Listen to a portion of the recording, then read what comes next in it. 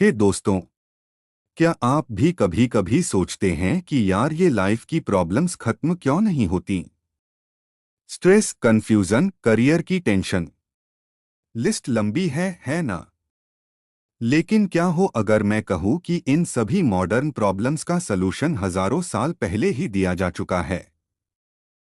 जी हाँ, सही सुना आपने। हम अपने चैनल पर यही करने की कोशिश करते हैं, आज की जनरेशन की मुश्किलों को भगवद गीता की नॉलेज और कृष्णा की विजडम से सॉल्व करने की।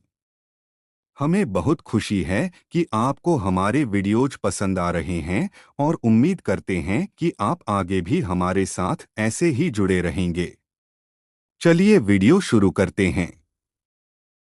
हम अक्सर दूसरों में उनकी कमियों, गलतियों और बुराइयों को देखने की प्रवृत्ति रखते हैं।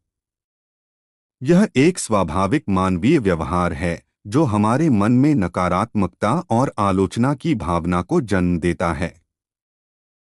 जब हम किसी व्यक्ति के दोषों पर ध्यान केंद्रित करते हैं, तो हम उनकी अच्छाइयों और सकारात्मक गुणों को नजरअंदाज कर देते हैं।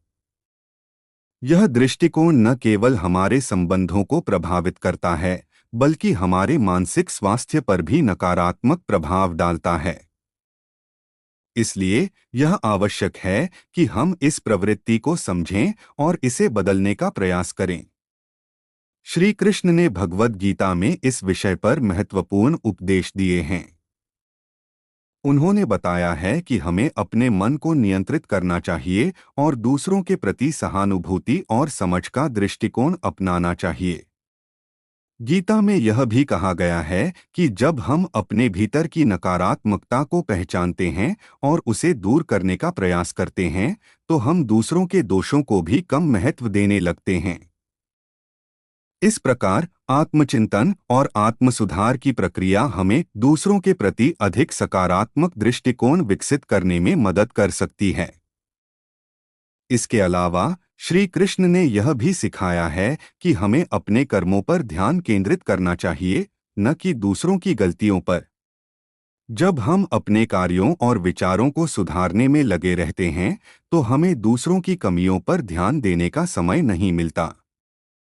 इस प्रकार गीता के उपदेशों के माध्यम से हम यह समझ सकते हैं कि दूसरों के दोषों को देखने के बजाय हमें अपने भीतर की अच्छाइयों को पहचानने और उन्हें विकसित करने पर ध्यान केंद्रित करना चाहिए। यह न केवल हमारे व्यक्तिगत विकास के लिए फायदेमंद है, बल्कि हमारे संबंधों को भी मजबूत बनाता है। दूसरों में अच्छे गुण देखने और प्रशंसा करने के लिए